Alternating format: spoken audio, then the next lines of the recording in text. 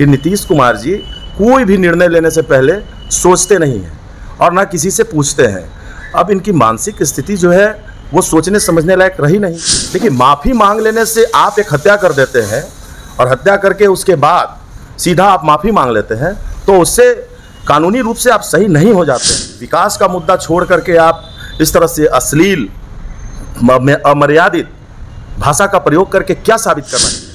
आपने तो सबसे पहले जो राजनीति की थी महिलाओं पर ही की थी, लेकिन जिस तरह से महिलाओं के इज्जत को आपने तार तार किया है, ये बिल्कुल शर्मनाक। बिहार विधानसभा में जिस तरीके से जातिगत आर्थिक सर्वे जारी हुआ, क्या कहेंगे, उससे आप संतुष्ट हैं?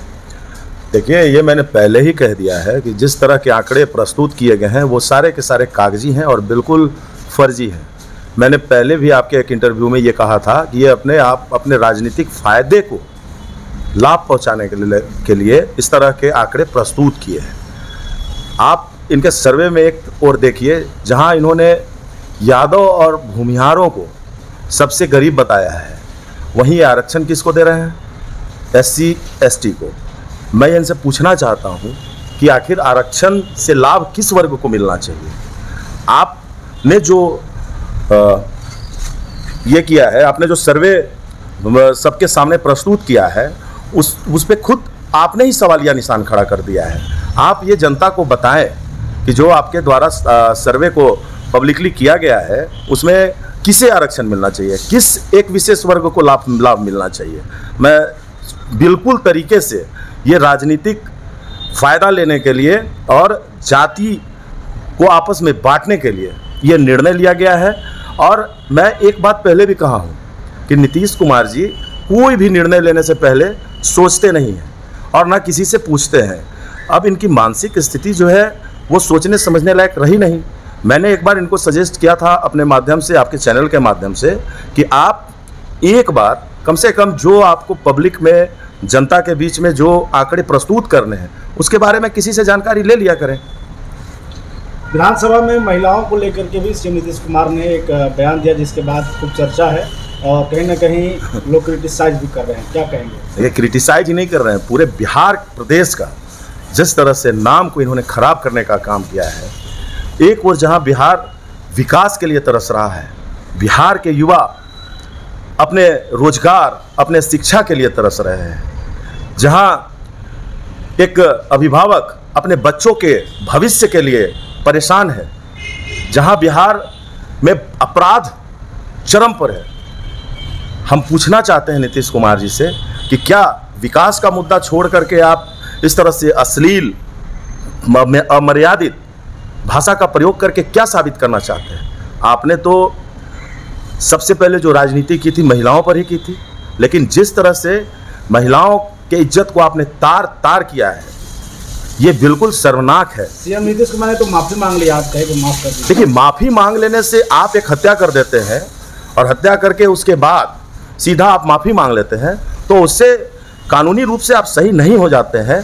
आपको स्वयं सबसे पहले कोई भी निर्णय, कोई भी विचार देने से पहले उस पर 100 बार सोचना पड़ता है। आज बिहार जहां विकास की राह तक रही है, वहीं आप अपने जिस महिलाओं के नाम पर आपने पूरे राजनीति को किया, वहां पर उनकी इज्जत को तार तार करने का काम कर रहे हैं। आज जो स्थिति बनी है कमोवेश, आज एक 4 व्यक्ति बैठकर घर में इस पर चर्चा नहीं कर सकते, एक दूसरे से आंखें चुराते फिर रहे हैं। महिलाएं जो समाज के हुक में अहम योगदान देने लायक आप उनको बनाना चाहते थे, आपका कहना था कि महिलाएं विकसित होंगी तो पूरा प्रदेश विकसित होगा, आज उनको आंख मिलाने के लायक आप नहीं छोड़ा है। हमारा बिहार प्रदेश ऐसा है जहां संस्कारों में लोग जीते हैं, जहां परिवारों के बीच में लोग बैठकर एक दूसरे से चर्चाएं करते हैं। आपको समझना होगा इस बात को। इंडिया आगामी जो लोकसभा का चुनाव होगा उसमें कहीं ना कहीं सीएम नीतीश कुमार को PM फेस भी कहा जा रहा है।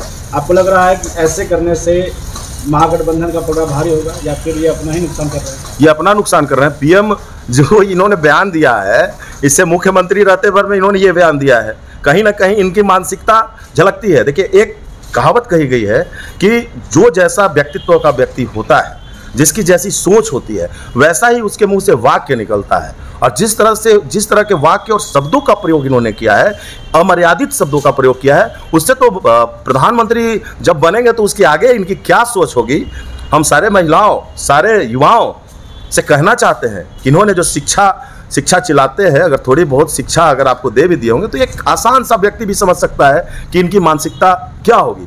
एक बात चलती थी इनके बारे में लोगों के जहन में, कभी मीडिया के माध्यम से, कभी विभिन्न तरह के मीडिया प्लेटफॉर्मों से, कि ये इस तरह के व्यक्ति हैं। कहीं ना कहीं अब सोचने पर लोग मजबूर हैं, कहीं आपकी छवि ऐसी ही तो नहीं थी, कहीं बहुत सारे ऐसे कांड्स हुए उसमें कहीं आपका सीधा सीधा रोल तो नहीं था। एक बार ये जांच का विषय है, जब जांच होगा तो बहुत सारी चीज़ें सामने आएंगी और बहुत सारे तथ्य लोगों के बीच में आएंगे। नीतीश कैबिनेट एक फैसला लेकर के आने वाली है, कल पास हो गया है। 65% आरक्षण की बात कही जा रही है, ईडब्ल्यूएस मिलाकर 75% हो जाएगा।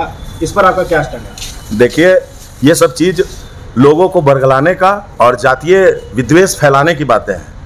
सारी चीज़ें सबके नज़र के सामने हैं और जिस तरह के आंकड़े ये प्रस्तुत किए हैं, जिस तरह से लोगों को ये बरगलाने का काम कर रहे हैं, जिस तरह से परसेंटेज आरक्षण बढ़ाने का काम कर रहे हैं, तो कहीं ना कहीं ये आपसी विद्वेष फैलाने का काम कर रहे हैं, ताकि पहले तो धर्म में बांटने की राजनीति किए, अब ये जातीय विद्वेष फैलाने का काम कर रहे हैं ताकि इनका राजनीतिक लाभ पहुंच सके।